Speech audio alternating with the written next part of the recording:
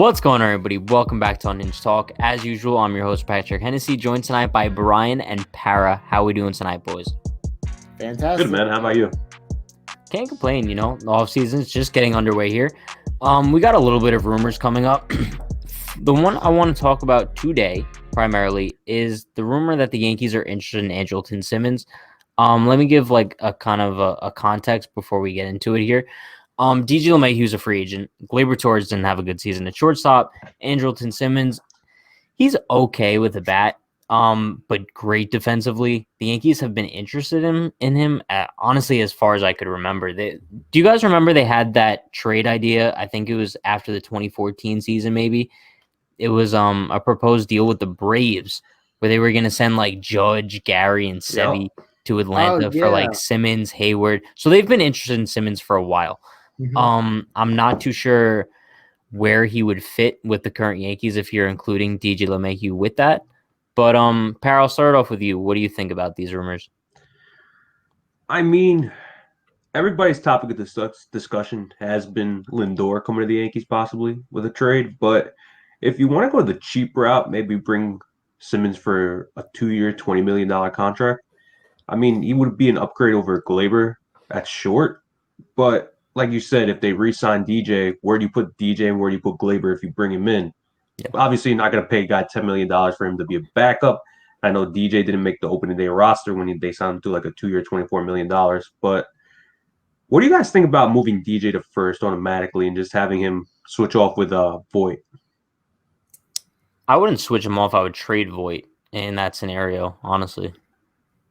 So do you ever think that maybe in the Lindor package, say if they forget about Simmons or even acquire Simmons, you think Voit would be the key center of maybe grabbing a starter or another bat? I don't know. I mean, my thing is the Simmons rumors interest me because it could either go one of two ways. One, they're either very interested in him because they think that they're going to lose DJ and they don't think Gleyber's a capable shortstop, or they could just be using the rumors as leverage to DJ and be like, look, we're already interested in this other guy, so if you want too much money, you can walk because we have replacement options. Yeah, I mean, I'm not taking it that seriously. I think it's probably more of them just doing their due diligence. Like you said, Simmons is someone who's been on their radar for a long time. So if he's available, obviously you're going to check him out, see what he's looking for. I mean, it's also it could be a possibility down the road if the Yankees don't end up bringing back LeMahieu and don't somehow manage to get Lindor. Simmons is a decent consolation prize because you're going to have an open middle infield spot. You're going to need to fill it. So you got to fill it with either DJ, Lindor, or Simmons. But again, I mean, I don't think that bringing in Simmons would necessarily mean that they're not going to bring back DJ because, they could move DJ over to first. They could. There's plenty of ways that they could make it work. But yeah, I think it's more interesting. It shows that the Yankees are really doing their due diligence and that there are options. They have backup plans, right? Yeah. No, news. I agree. Barry, you look like you have something you want to say.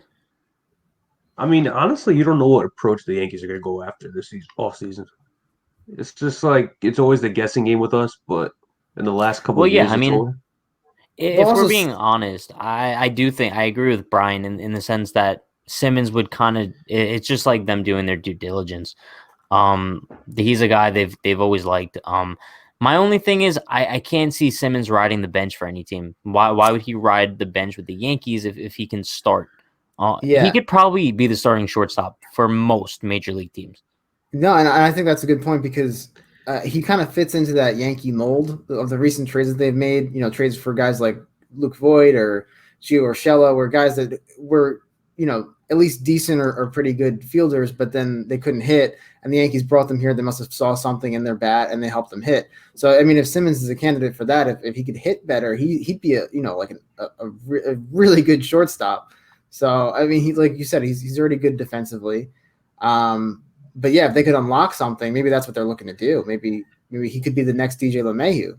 Not that DJ was bad before, but no one knew. That's asking a lot out of him. My thing also is for sure. I've seen people compare it to when the Yankees originally did sign DJ. The major difference between that is that DJ we knew that he could play multiple positions. But I don't know other positions Simmons could play. That's true, but I mean, look at I'm just saying he fits that mold where a guy who maybe isn't the best hitter, but maybe they see something in him that they could Yeah, I mean, unleash. I'm looking at his stats right now. He wasn't They're a not bad bad. hitter. No, he No. wasn't a bad hitter. He hit 297 with a 346 on base percentage last season, and Right, and that's if you could, with awesome defense. and maybe they're thinking, well, if we took Gio Urshela from what he was to what he is now, what can we do with a guy that's already pretty decent? Maybe I mean, if they're saying that they see something that they think that they could change that could help them improve.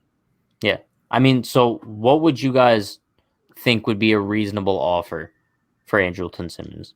Because I like the guy. If I'm being honest, I'd love him on the Yankees. Yeah, I mean, Paris said what, 2 years, 10 million? I mean, 2 years, 20 million. 10 million a year. That sounds about right. I mean, I would think. If he wants more security, you can give him 2 years, $20 million with a player option right after. I don't know if I give him a player option. I might give him a club option. But, I mean, I would give him a similar deal to what they gave LeMahieu prior to 2019. I think he got 2 years, $24 million. Yeah. I think that sounds about right for a guy like Simmons. Because I think DJ was coming off just about the same kind of year as Simmons was. So I think Simmons is more highly regarded as a fielder as well. Oh, yeah, for sure. DJ is good, but Simmons is considered like one of the best fielding shortstops in the league. I could be wrong, but I think he won numerous platinum gloves. I know he already won numerous gold gloves, but no doubt that he's one of the top defensive shortstops. How old is he? In the league. Do we know? I want to say 30. He's in his 30s. He is 30. He's 30. I'm thinking he's older, only because he's been in the league for so long. He made his debut in 2012. Yeah, he just turned 31 in September, so that sounds about right. But yeah, I do think that if the Yankees signed Simmons, that it would take them out of the race for Lindor. What do you guys think? Yeah, I think that makes sense. Yeah. Because then you don't want two strictly shortstops and Gleyber Torres as well. You know, because Lindor is strictly a shortstop and Simmons is strictly a shortstop. At least with LeMahieu, you can move him around. Yeah. I mean, but also my thing with like the Yankees potentially signing Simmons would be that you give Gleyber a guy to learn from. If you eventually do want to move him to shortstop in a couple of years, maybe when he's more developed, he's more accustomed to being in the league, he can take these next 2 years, whatever you sign Simmons for, and Simmons can help mold Gleyber into a good, not even good, a decent defensive shortstop. Because right now, I think the Yankees aren't stupid. They know that Gleyber's a liability defensively at short. And we saw it almost cost them in the playoffs. I think he made an error in Game 5 of the ALDS, didn't he? Yep. Yeah. So I mean that's a huge situation where a guy could make an error that ruins your season. So I think they're well aware of that. There was also a point where he had an easy pop up right by home plate, and he literally had to extend his glove out. He never correlated with the ball. So it's just rookie mistakes he keeps making, but he's not even a rookie. Yeah. I mean, listen, I think the bottom line as far as Simmons goes is I think it would be a smart move to do it because then you get to move Gleyber back to second base. But then the only issue is as far as DJ LeMahieu goes. Like I said before, I would probably trade Luke Voit. I know I might get a lot of hate for that only because he's coming off the best season of his career. But in my opinion, that's the best you're going to get. Luke Voigt's a very one-dimensional hitter. The Yankees already have two kinds of those hitters with Stanton and Judge. I consider those three guys almost the same hitter.